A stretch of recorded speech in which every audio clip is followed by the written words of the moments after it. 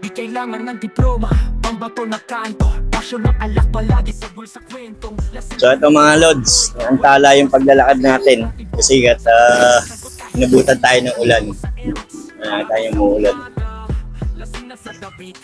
Umilong muna tayo dito sa may LTO Angono para dito meron silang bench dito may bubong. At maya pagkatila ng ulan, diretso na tayo sa Taytay Sports Complex kung saan magpapapawis muna at mapagpag yung katawan natin para hindi lang lalo trabaho. Kailangan makapag-exercise din tayo para ma-maintain natin yung healthy ng ating katawan. Jogging kami sana kaya lang naantala yung ulan. Kanina pa nag-uulan dito mga kalodi, kanina umaga. Okay. Kalsadang lawa, saksi sa sigawan, di na iwasan ng beking emot hanggang mag-umaga ng tuloy-tuloy. Sa mga lasinggero, walang tuwa sa saliw, sa liwag mitila ang mga tama habang bote lumalagok.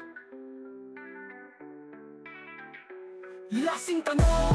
So yung mga kalodi, nandito na tayo sa may tapat ng gate ng Taytay Sports Complex at kinailangan nating i-voice record mga kalodi at naka-off pala yung microphone ko kanina dyan, yung OTG mic natin. At syempre pagpasok nyo ng gate, kailangan nyo mag-register dyan sa registration ng ating nasa gate, no? Para makapasok. At kinukuha nila kung ilang tao yung pumapasok at nilalagin po nila yan. So nakikita nyo yun yung kalsadang paloob yan. Yan po yung papasok ng Taytay Sports Complex mga kalodi. Ayan, at babaybayin po natin yung papasok sa loob. At inaantay lang natin yung mga kalodi natin dyan. So, diba? At tabayanan nyo pa mga kalodi hanggang sa makarating tayo sa loob. At kaya na nakapag-register na tayo. Kasama yung ating mga Junakis at ang aking mahal na may bahay. At babaybayin natin papaloob ng sports complex. Alright!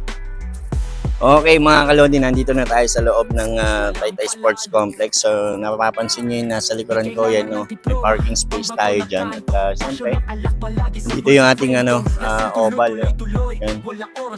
Yung track and field natin at saka yung soccer field. Yan. Kita nyo. At ayun yung pinaka bench ng mga natin, audience bench. Pero hindi pa masyadong tapos no mga kalodi.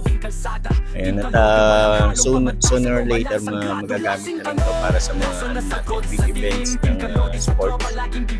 At nandito lang po yan, boundary ng Angono at Muson Taytay Rizal sa may along the highway of Flatway Baytown, no? Papuntang Angono. Makikita nyo na po nasa left side yung yung ating Taytay Sports Complex. Paggaling kayo ng Manila. Ayan. So ayan, dito tayo magpapapawis mga kalodi.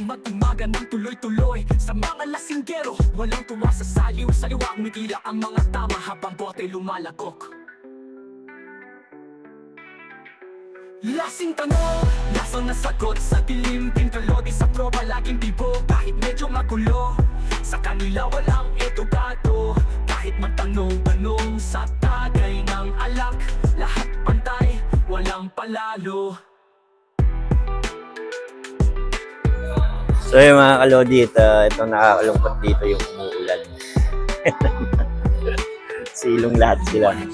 Tayo magagawa, itong panahon ngayon. Kaninang umaga pa naman talaga umuulan. So nagpatila tayo ng konti para makapunta dito, pero ayun, nagtuloy pa rin yung ulan. Bubulog pa. Ay nako, talagang anong panahon, hindi natin masasabi. Weather nga lang. Aray ko!